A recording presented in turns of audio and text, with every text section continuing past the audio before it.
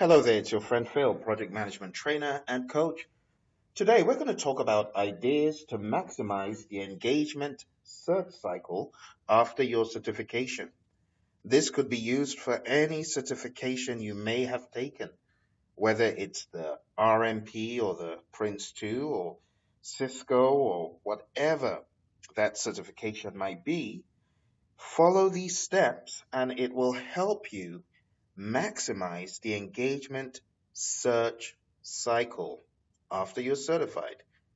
By engagement search cycle, I'm talking about that amount of time that you have between when you got certified and when you found that engagement that fit the bill, when you found that job or that gig that fit the bill. Now, some people have a goal to find the perfect job.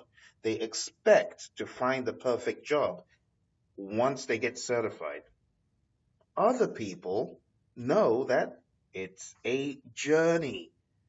Finding the perfect engagement is a journey that you must be prepared to take. You could get all sorts of certifications and find that along your journey you use each of these certifications to move from one level to another or one place in your job life or your engagement life to another. So don't be too hard on yourself if you do not find that perfect job immediately after you get your certification or immediately after you come out of college. The honest truth is a lot of what people end up doing after college has very little or nothing to do with what they studied in college. Similarly, the certifications that you get should be looked at as stepping stones to get you to the final destination after a long period of time. Sometimes it takes upwards of 10 years to really know what you want to do. Some people spend 5 years and they're in it for the next 20. Some people spend 10 years and then they find what they want to do for the next 10 and then they move. So, why don't we talk about these engagement search next steps? Step one, after you get certified, after you get your degree, whatever you're working on, document updates. By document updates, I'm talking about resumes being updated, bios being updated. Someone might say, well, I've got a resume, but I don't have a bio. Get one. Don't wait till you get to the point where you need one to create one. A lot of times, bios give a different perspective to you in the eyes of a recruiter. A lot of times, when you put your bio out there, you never know who's tuned in. Because let's be honest, resumes are typically more difficult to go through, especially when they're very long. But get yourself a one-page bio. It tells the audience who you are immediately, and it helps those who are not used to the technical jargon to get to know the actual person behind the resume. Videos are becoming really key in grabbing people's attention. Now, I know the audience I'm speaking to is not just people looking for a one single job. Some of you might be working on multiple endeavors and trying to get your foot into the door. So, as someone who is a developer, someone who might be a coach, someone who might be thinking of the next big endeavor, well, giving people a taste of your personality and yourself in video could really help. If you've written any white papers, you've written any seminar papers, this will be a good opportunity for you to update those papers with your new credentials, with your new information, and last but not least, reference letters. Don't wait to be asked for a reference before you find one. Now's a perfect time to start pinging people from your past, present, and future. Well, you can't ping people from your future except you've got a time machine. But when you find people, make sure you latch on to those relationships and use those relationships to propel your career through reference letters. I remember when I was going for a master's degree, someone asked me for reference letters. Well, I already had reference letters. Having these in advance could help you. It could help you be first to market, in quote. It could help you get to the front of the pack first. The next thing I would say is partner up. There are a lot of people looking for jobs on their own, looking for engagements on their own. The honest truth is you cannot do it all on your own. You cannot be efficient finding that next contract, that next gig, that next job all on your own. You need to partner up. I'm talking about headhunters. I'm talking about recruiters. I'm talking about people who are in the know. Now, there are some job boards or portals which may charge a premium. Actually, lots of them are recruiting organizations with a web front that may charge you a premium to use them. But if you look at the benefits from having someone in your corner, and by someone, I'm not just talking about anyone, I'm talking about people who you have validated, vetted, and verified that can actually take you to the next level. So you are partnering up. It is not a partnership of equals. It's a partnering up with people who can take you to the next level. How do you know? Look at their track record.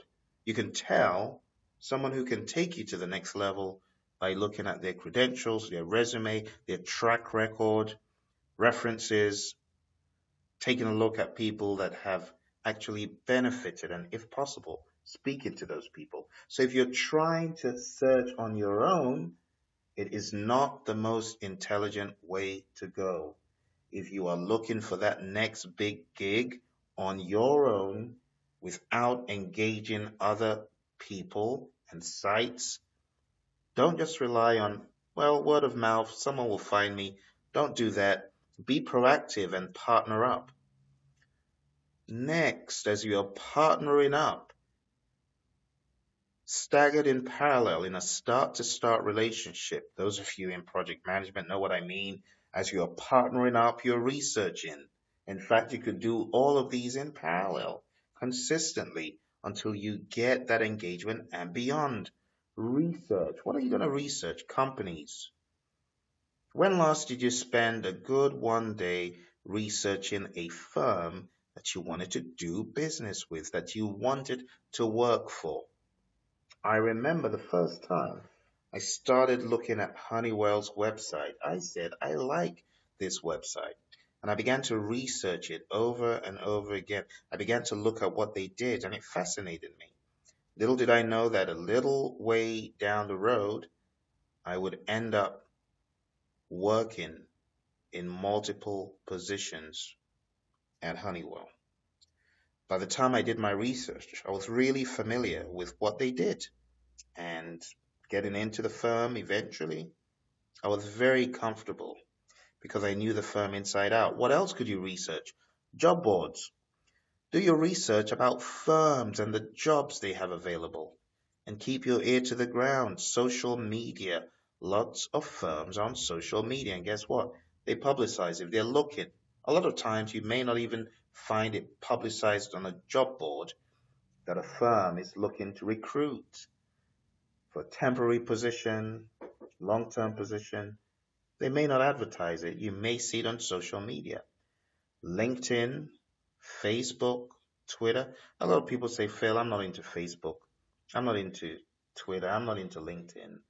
Well, no one's forcing you to put your absolute credentials and house address and, you know, get accustomed to social media because it's going to be here for a while.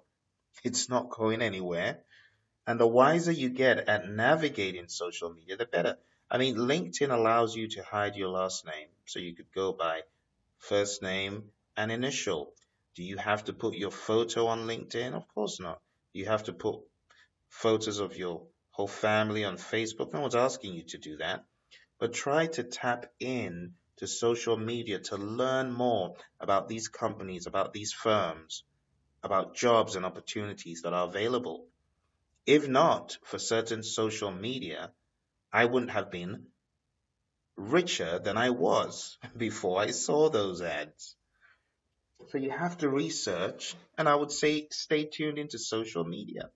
Social media has its benefits and it has its disadvantages, but if you manage social media, the advantages, in my opinion, are going to be more than the disadvantages.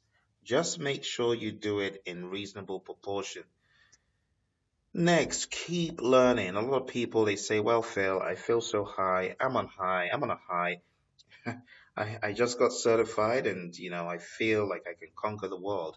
That's all well and good, but what happens when you lose that high? What happens tomorrow when you wake up or the next day or the next? You see, you have to keep learning. What are you going to keep learning? How are you going to keep learning? Seminars? Hello, when last did you go to a seminar? When last did you invest money? Let's forget for now about the certifications because everyone knows or everyone thinks that they're going to benefit from that. But when last did you put money into a seminar? When last did you attend a seminar or a webinar? When last? What about just online learning? Not for certification, but just to learn. Or what about other professional sites where you could learn some really great nuggets in whatever you do? You see, keep learning. Don't stop. The learning experience doesn't always have to be that you shell out money. It could be that you invest time. Have you ever intentionally gone on YouTube and typed in the word leadership training and put some of the names of leadership personnel, people, trainers, coaches that you know? Go to YouTube, type in leadership and John C. Maxwell and sponge up what you can. Learn, absorb it, learn it, and live it. That's how you stay alive. That's the difference between a live person, someone who is alive, and someone who cannot do anything to help themselves and aren't here anymore. That's the difference. Being intentional about your life, taking charge, learning. How about going to YouTube and typing in Zig Ziglar and learning what he has to say? So he was with us and he shared some really great nuggets.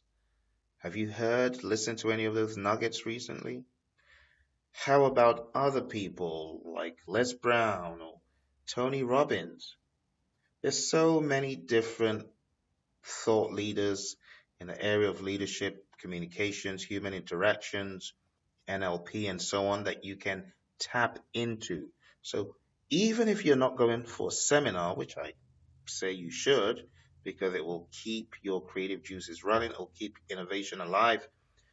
And I'm talking about good seminars where you can learn these great life skills. But if you cannot attend those, how about doing something else? Picking up a book, investing in a DVD, or like I said, plain old YouTube, which has lots of hidden nuggets.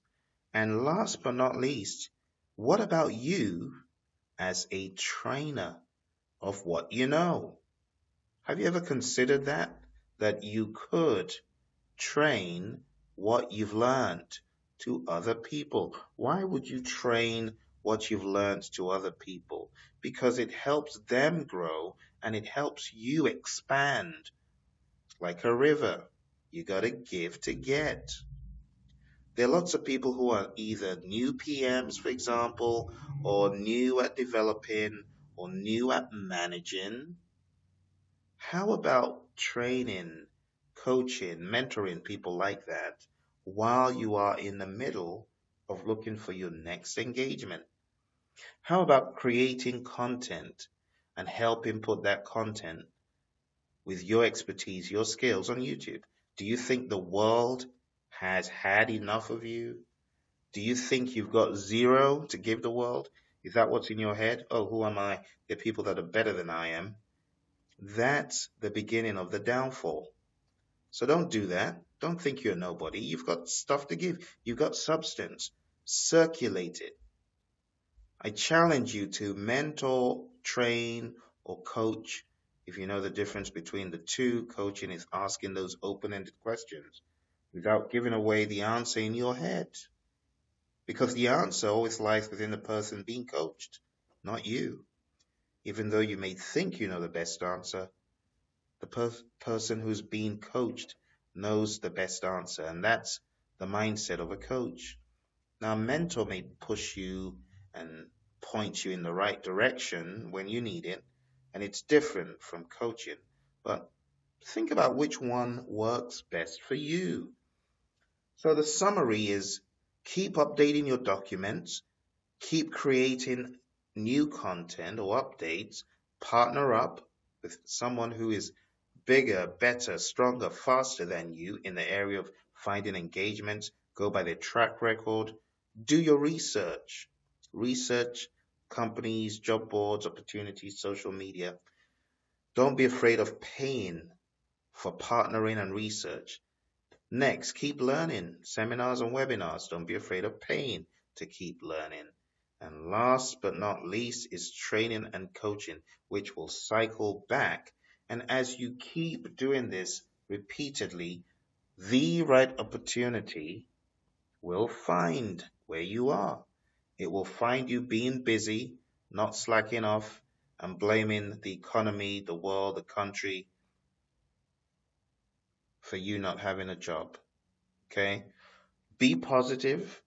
Remember, positivity is key. Have a positive mental attitude, and before you know it, you will be laughing like I did.